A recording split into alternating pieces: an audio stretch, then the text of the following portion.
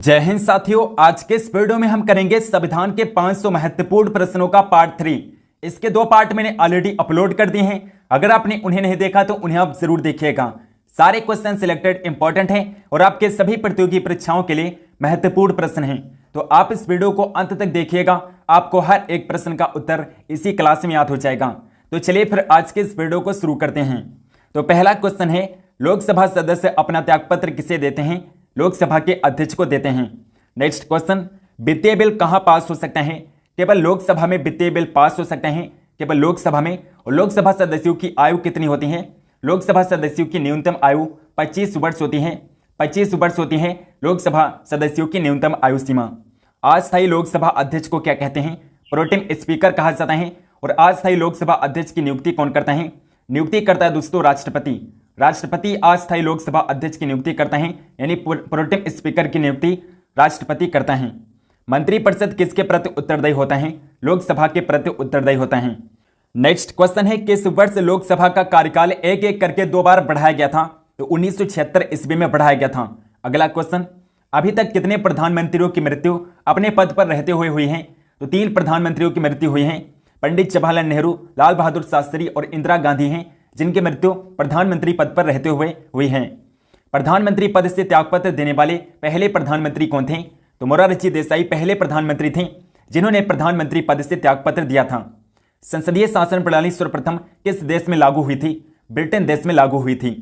सबसे कम आयु में प्रधानमंत्री कौन बने थे? तो राजीव गांधी सबसे कम आयु में प्रधानमंत्री बने थे, राजीव गांधी।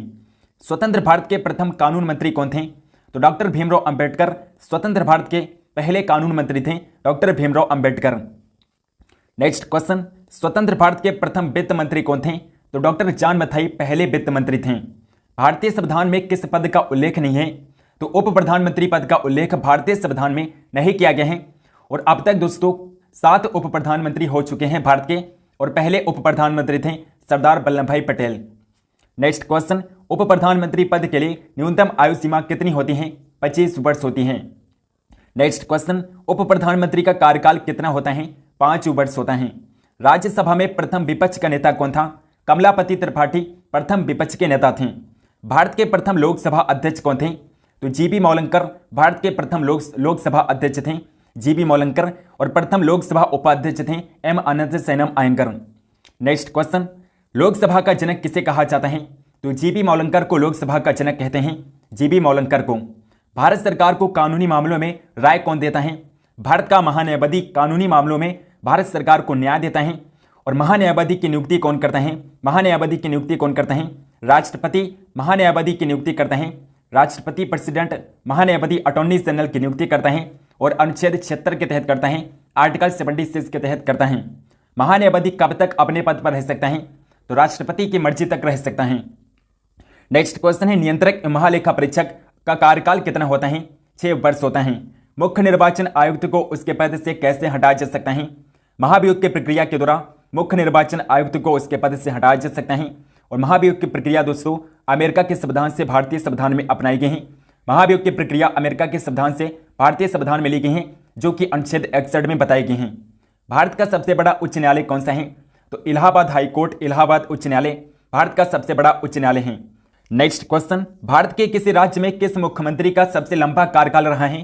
तो ज्योति बसु का सबसे लंबा कार्यकाल रहा है। नेक्स्ट क्वेश्चन, भारत के कितने राज्यों में द्विसदनात्मक विधानमंडल है? तो 6 राज्यों में है। विधान परिषद के सदस्यों की आयु कम से कम कितनी होनी चाहिए? 30 वर्ष होनी चाहिए। विधान परिषद समाप्त करने वाला अंतिम राज्य कौन सा है? तो तमिलनाडु अंतिम राज्य बन गया है जिसने विधान परिषद को समाप्त कर दिया है। किसे समाप्त किया जा सकता है किंतु भंग नहीं किया जा सकता है?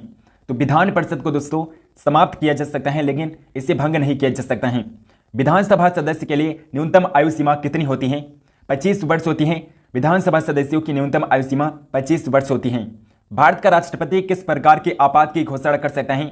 तो भारत के राष्ट्रपति 3 प्रकार के आपात की घोषणा कर सकते हैं। 3 प्रकार के आपात की घोषणा कर सकते हैं भारत के राष्ट्रपति। प्रथम बार किस राज्य में राष्ट्रपति शासन लागू हुआ था? तो पंजाब राज्य में पहली बार राष्ट्रपति शासन लागू किया गया था। और राष्ट्रपति शासन दोस्तों अनुच्छेद 356 के तहत राष्ट्रपति लागू करता है, आर्टिकल 356 के तहत। तीसरी बार आपातकाल के घोषणा के समय भारत के राष्ट्रपति कौन थे? तो फखरुद्दीन अली अहमद तीसरी बार जब आपातकाल की घोषणा हुई थी तब उस समय भारत के राष्ट्रपति थे फखरुद्दीन अली अहमद। के संशोधन में राष्ट्रपति शासन की 6 माह की अवधि को बढ़ाकर 12 माह कर दिया गया था।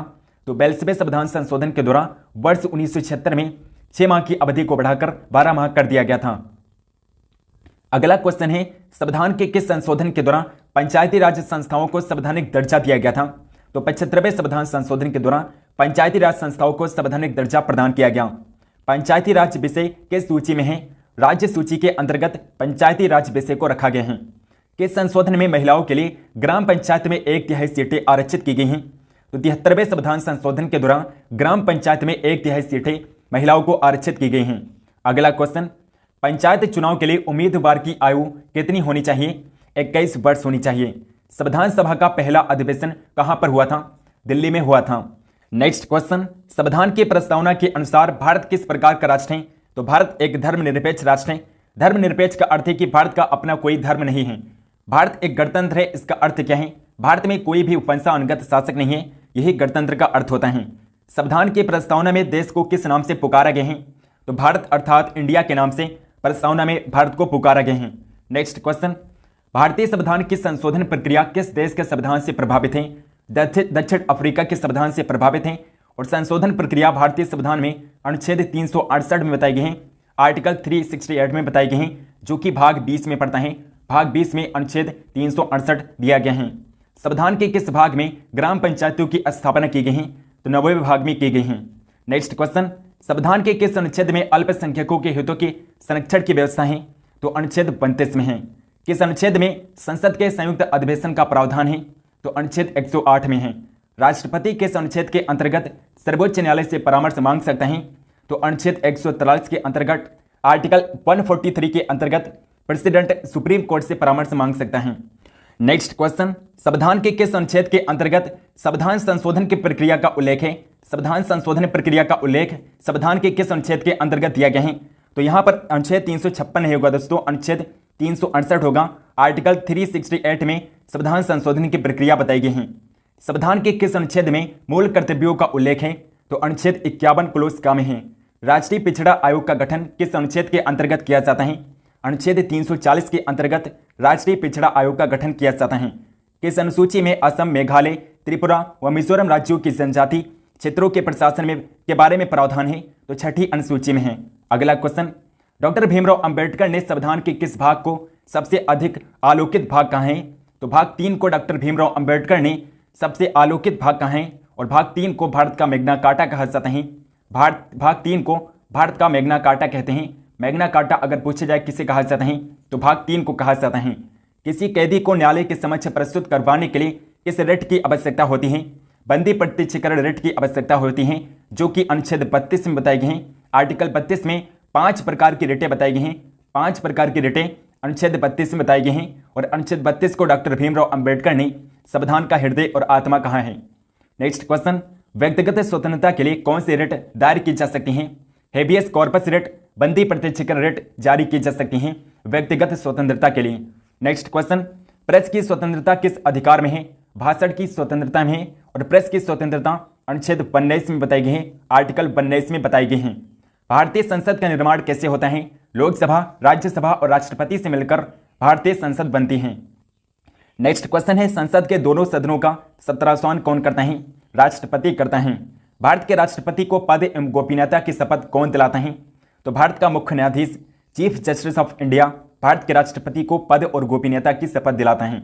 नेक्स्ट क्वेश्चन है, राष्ट्रपति पर महाभियोग संसद के किस सदन के द्वारा लगाया जा सकता है?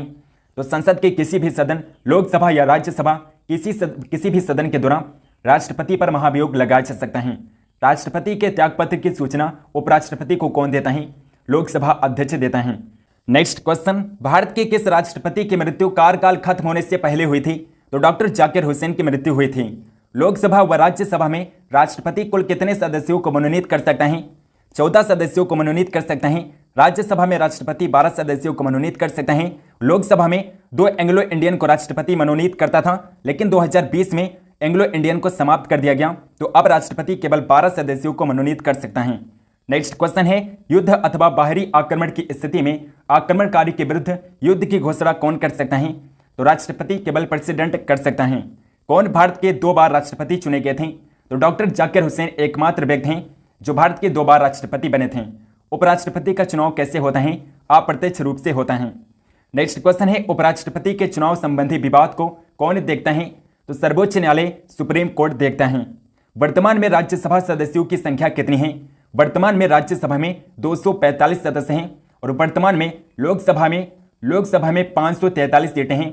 वर्तमान में लोकसभा में 543 सीटें हैं और 18वीं लोकसभा का चुनाव जो वर्तमान समय में हो रहा है वो 543 सीटों पर हो रहा है। भारत में किसकी स्वीकृति के बिना कोई भी सरकारी खर्चा नहीं किया जा सकता है? तो संसद की स्वीकृति के बिना कोई भी सरकारी खर्चा नहीं किया जा सकता है। नेक्स्ट क्वेश्चन है, राज्यसभा के द्विवार्षिक चुनाव की अधिसूचना कौन जारी करता है? निर्वाचन आयोग जारी करता है, इलेक्शन कमीशन ऑफ इंडिया जारी करता है। नेक्स्ट क्वेश्चन, वर्तमान में लोकसभा में कितने सदस्य हैं? तो वर्तमान में लोकसभा में दोस्तों 543 सदस्य हैं। 543 सदस्य हैं वर्तमान में लोकसभा में। इसमें पहले 2 एंग्लो इंडियन थे जिन्हें 2020 में समाप्त कर दिया गया। तो वर्तमान में 543 सदस्य हैं लोकसभा में। प्रोटेम स्पीकर की नियुक्ति कौन करता है? राष्ट्रपति करता है। लोकसभा को कौन भंग कर सकता है? तो राष्ट्रपति प्रधानमंत्री की सलाह पर लोकसभा को भंग कर सकते हैं, जो कि अनुच्छेद 85 में बताए गए हैं, आर्टिकल 85 में बताए गए हैं। पर संविधान के किस अनुच्छेद में मंत्रिपरिषद की नियुक्ति का प्रावधान है? अनुच्छेद 75 में है। मंत्रिपरिषद के सदस्यों को गोपनीयता की शपथ कौन दिलाता है? राष्ट्रपति दिलाता है। लोकसभा अध्यक्ष की चुनाव कौन कराते हैं? लोकसभा अध्यक्ष का चुनाव लोकसभा के सदस्य करते हैं। अगला क्वेश्चन है, नियंत्रक महालेखा परीक्षक को उसके पद से कैसे हटाया जा सकता है? महाभियोग की प्रक्रिया के द्वारा हटाया जा सकता है और नियंत्रक महालेखा परीक्षक का कार्यकाल 6 वर्ष होता है, 6 ईयर्स होता है। नियंत्रक के महालेखा परीक्षक की नियुक्ति का प्रावधान किस अनुच्छेद में है? अनुच्छेद 148 में है। अगला क्वेश्चन, संविधान का संरक्षक व व्याख्याकार कौन है? सुप्रीम कोर्ट, सर्वोच्च न्यायालय है। उच्चतम न्यायालय में न्यायाधीशों की संख्या में वृद्धि करने का अधिकार किसको है? केवल संसद को है, केवल पार्लियामेंट उच्चतम न्यायालय में न्यायाधीशों की संख्या में वृद्धि कर सकती हैं। भारत के किस उच्च न्यायालय में न्यायाधीशों की संख्या सबसे कम है? तो सिक्किम हाईकोर्ट में, सिक्किम उच्च न्यायालय में न्यायाधीशों की संख्या सबसे कम है। राज्य के ग्राम पंचायत सबसे छोटी इकाई है। संविधान संशोधन के लिए विधेयक किस सदन में पेश किया जाता है? राज्यसभा या लोकसभा, किसी भी सदन में पेश किया जा सकता है। भारतीय संविधान सभा की प्रथम बैठक कब हुई थी? 9 दिसंबर 1946 को हुई थी, जिसके अस्थायी अध्यक्ष बने थे डॉक्टर सच्चिदानंद सिन्हा। संविधान सभा की संघीय शक्ति की समिति के अध्यक्ष कौन थे? तो पंडित जवाहरलाल नेहरू थे। पंडित जवाहरलाल नेहरू पहले प्रधानमंत्री थे जो संघीय शक्ति समिति के अध्यक्ष थे। भारतीय संविधान की संघीय व्यवस्था किस देश की संघीय व्यवस्था से समानता रखती है?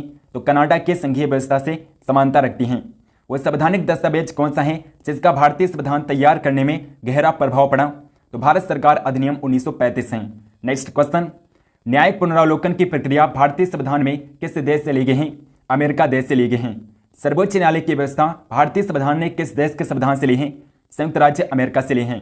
मूल कर्तव्यों का उल्लेख संविधान के किस भाग में है? तो संविधान के भाग 4 का में, संविधान के भाग 4 का के अनुच्छेद 51 का में मूल कर्तव्यों के बारे में बताए गए हैं।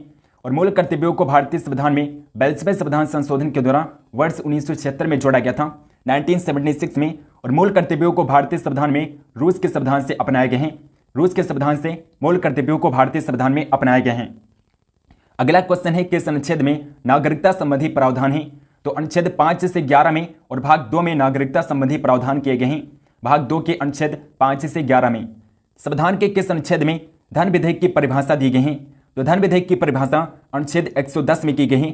आर्टिकल 110 में धन विधेयक की परिभाषा दी गई है। आई होप कि दोस्तों आपको ये वीडियो पसंद आई होगी। अगर आपको वीडियो पसंद आई है तो आप इस वीडियो को लाइक जरूर करिएगा और इस वीडियो को शेयर भी करिएगा। चैनल को सब्सक्राइब नहीं किया है तो प्लीज़ चैनल को सब्सक्राइब करके बेल आइकन को ऑल पर क्लिक कर लीजिए, ताकि हम इसकी और भी वीडियोज डालें तो उसकी नोटिफिकेशन आप तक जरूर पहुँचें। और इसके 2 पार्ट मैंने ऑलरेडी अपलोड कर दिए हैं। अगर आपने उन्हें नहीं देखा तो उन्हें आप जरूर देखिएगा। उन वीडियोज़ की प्लेलिस्ट आपको इस वीडियो के डिस्क्रिप्शन बॉक्स में मिल जाएगी। तो दोस्तों मिलते हैं नेक्स्ट वीडियो में, तब तक के लिए जय हिंद, वंदे मातरम।